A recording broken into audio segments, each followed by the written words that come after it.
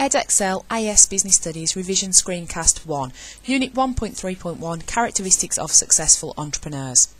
In this unit, you need to know what an entrepreneur is, the characteristics of a successful entrepreneur, factors that motivate people to become entrepreneurs, and the different leadership styles. So we'll begin with what an entrepreneur is. Your study guide defines an entrepreneur as a person who organises the factors of production to generate economic wealth through business activity. So we're talking about someone who has an idea and takes the risks necessary to turn it into a viable business. So we might be talking about someone who has an original idea for a product or service that doesn't currently exist. Or we might be talking about somebody who has an idea about how to adapt a product or service that currently exists on the market to give it a slightly different edge. In order to become a successful entrepreneur, people need these characteristics. First of all, you need to be creative or innovative. You need to come up with a new way of delivering a product or service, or come up with a new product or service itself in order to be able to sell something that customers are going to want that is not available anywhere else.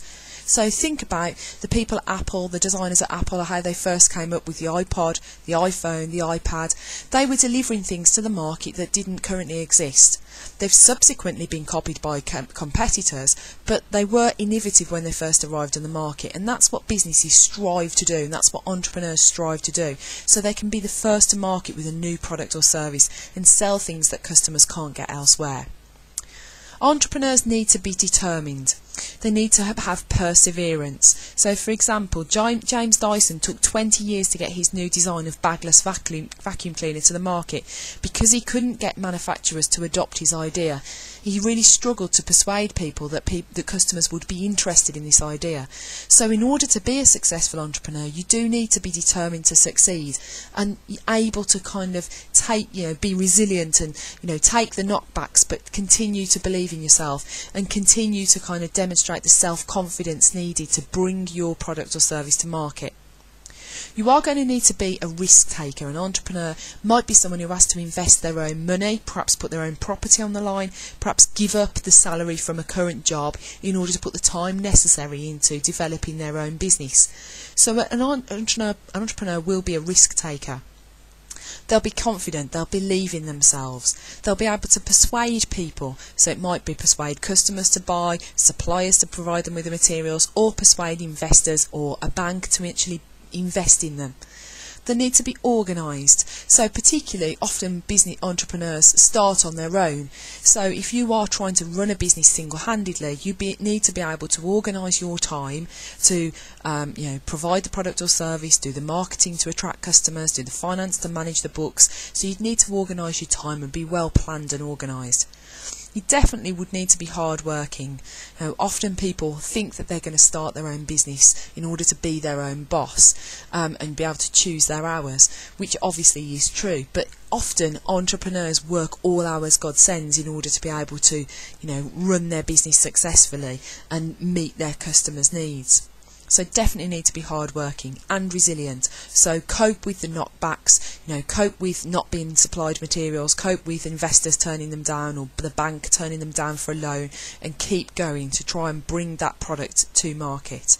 So an entrepreneur will need to be innovative, determined, a risk taker, self-confident, persuasive, organised, hard-working and resilient. So with all these characteristics, people could start their own business and be successful, but why would they want to?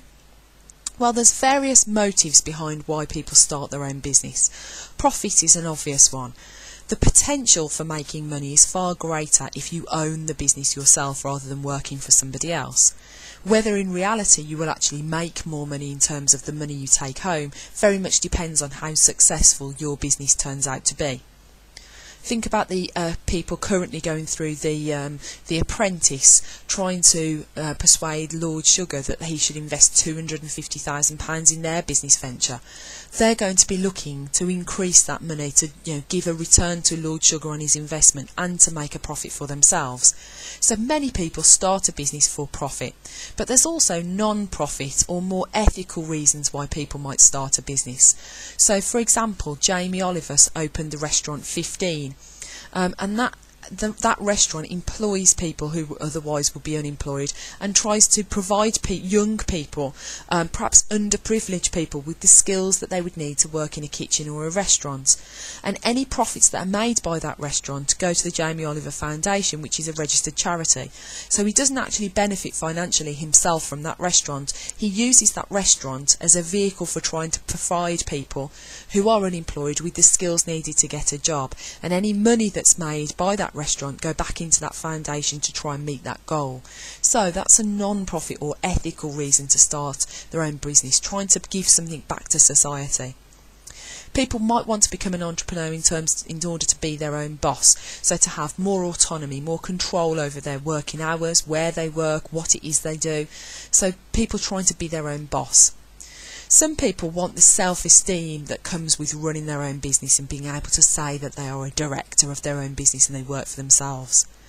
People might start their own business in order to fit in with their family commitments, so perhaps running a business over the internet if they've got young children, so they're able to do it from home and able to do, work, perhaps not during the day, perhaps during the evening or weekends, so it can fit in with their family commitments.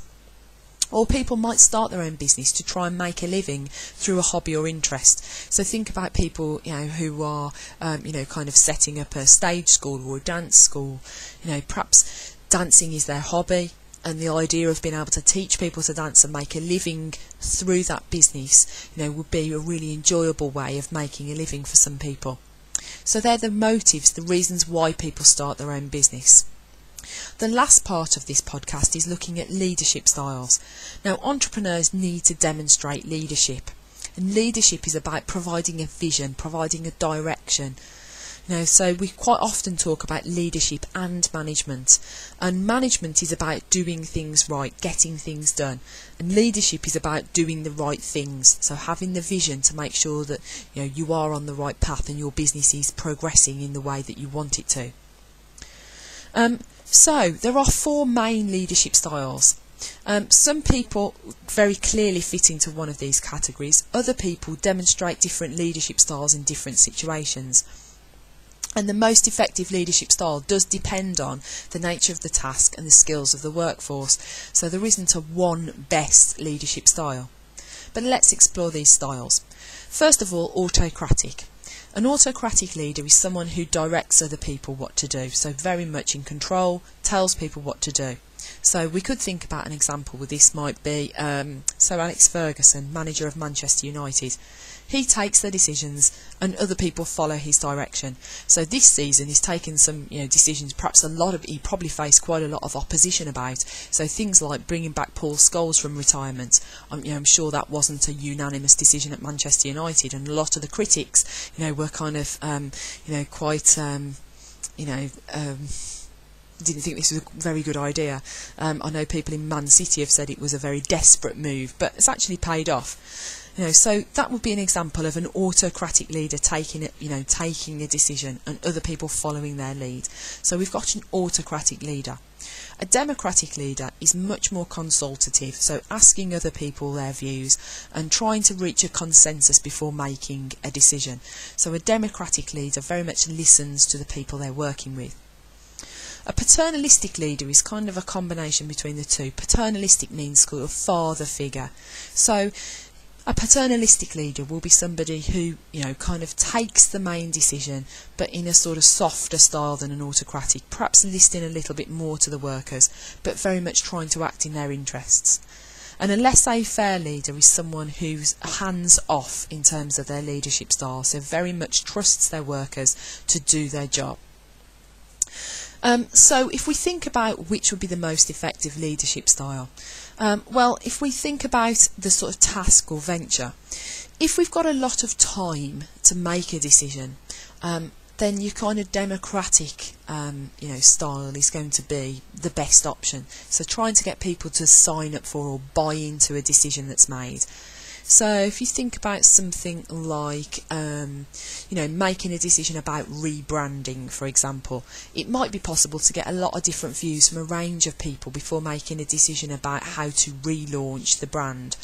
So for example, thinking about Great Worley High School, kind of going from Great Worley Performing Arts High School back to Great Worley High School. There has been some consultation, and the senior management team have kind of considered a range of views about doing that.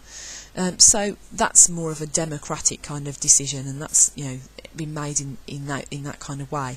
If we were thinking about firemen going to a burning building, it would be very much more appropriate to have an autocratic leader directing the firemen, who's going where, who's doing what, to try and make sure that they get the situation under control.